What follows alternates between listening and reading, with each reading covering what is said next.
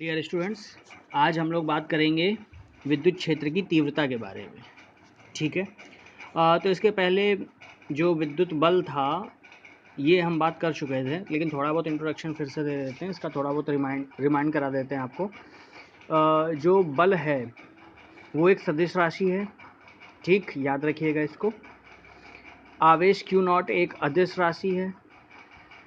विद्युत क्षेत्र की तीव्रता, ये एक नया टर्म है। विद्युत क्षेत्र की तीव्रता E, ये भी एक सदिश राशि होगी और इसकी दिशा वही होगी जो बल F की दिशा है। ठीक है।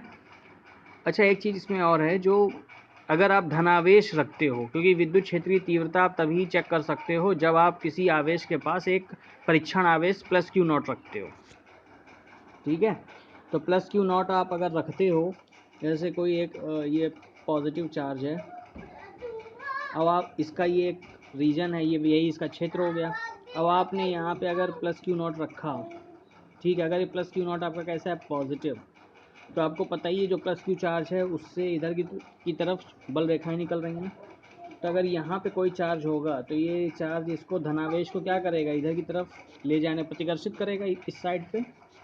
ठीक है। तो यही आपके विद्युत क्षेत्र की दिशा भी हो जाएगी। यही जो बल की दिशा है यही विद्युत क्षेत्र की दिशा है। भाई इसे बल किधर लग रहा है, बल इस पर इधर इसी डायरेक्शन में लग रहा है। ठीक है। प्लस Q0 को वो क्या करेगा, प्रतिकर्षित करेगा। प्रतिकर्षित मतलब पीछे ढकेलेगा। तो देखो ये इसको पीछे की तरफ ढकेल रहा है इधर, तो इस पर जो बल F की जो दिशा होगी वही आपके E की दिशा भी होगी। ठीक है। किसके लिए, धन आवेश के लिए। अगर धन परीक्षण आवेश रख रहे हो तो जो बल की दिशा होगी वही आपके विद्युत क्षेत्र की दिशा होगी। ठीक। अब अगर आप यहाँ पे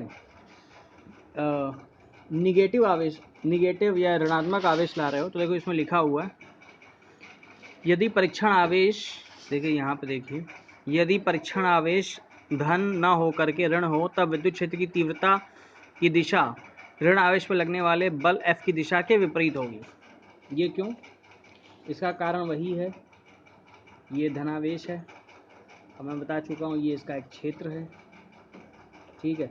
अब सपोज आप यहाँ पे ले आए ऋण आवेश, तो अगर ऋण आवेश आप इस धन आवेश के पास लाओगे तो ऋण आवेश क्या करेगा, इसकी तरफ जाएगा, अट्रैक्ट होगा, आकर्षित होगा।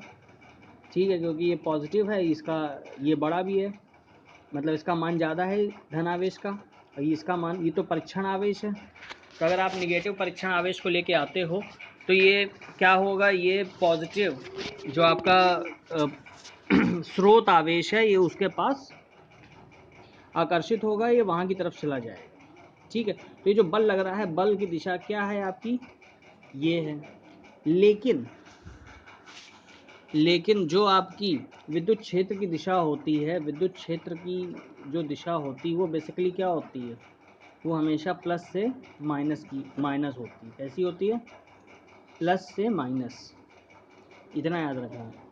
तो यहाँ पे जो क्षेत्र की ये जो दिशा होती है, विद्युत क्षेत्र की तीव्रता की जो दिशा होती है वो प्लस से माइनस होती है। ठीक है। तो यहाँ पे जो क्षेत्र की तीव्रता की दिशा होगी वो ये होगी। बात समझ में आ रही है, मतलब यहाँ पर जो तीव्रता की दिशा होगी ये आपकी इधर है, ये आपकी इस तरफ होगी। ठीक है, मतलब दोनों की दिशाएं विपरीत होंगी।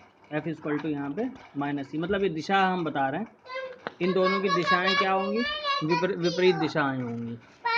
क्लियर, बात समझ में आ गई आपको।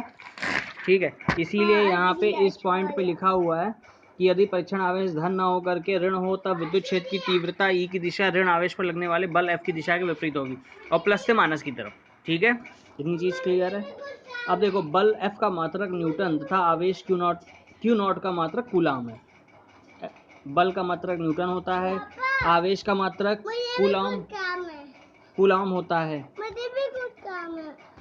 ठीक है, तो आपको क्या करना है, अब देखिए, अब विद्युत क्षेत्र के कारण आवेशित कण पर लगने वाला बल, तो विद्युत क्षेत्र में किसी बिंदु पर विद्युत क्षेत्र की तीव्रता E ज्ञात होने पर हम उस बिंदु पर स्थित किसी भी आवेश के ऊपर लगने वाले बल को निम्नलिखित समीकरण से ज्ञात कर सकते हैं। तो मैंने आपको बताया था कि अगर कोई भी एक धनावेश ये रखा हुआ है, ठीक है, और यहाँ पे आप कोई प्लस क्यू चार्ज यहाँ पे इसके पास, ये मान लो प्लस क्यू है, ये क्यू नॉट है, चलिए इसको क्यू कर देते हैं, ठीक। तो अगर आप यहाँ पे इसको लेके आओगे तो ये क्या करेगा, इस पर एक बल लगाएगा, ये चार्ज इस पर क्या करेगा, एक बल लगाएगा। तो इस बल लगाने की वजह से इस क्यू पर कितना बल लगेगा, इस क्यू पर कितना बल लगेगा, तो F इक्वल टू है Q into E, F equal to Q into E. Q क्या है, Q वो परीक्षण आवेश है जिस पर बल लग रहा है, E क्या है, विद्युत क्षेत्र की तीव्रता है, ठीक है। तो F equal to Q E, ये जो फॉर्मूला है बहुत इंपॉर्टेंट फार्मूला है, F equal to Q E. इसको आप लोग जो है बिल्कुल अच्छे से याद कर लें, वैसे कुछ है नहीं इसमें, ठीक। F equal to Q E, और आपको फिजिकली भी मैंने इसका सिग्निफिकेंस क्लियर किया है, तो कोई प्रॉब्लम नहीं होगी आपको।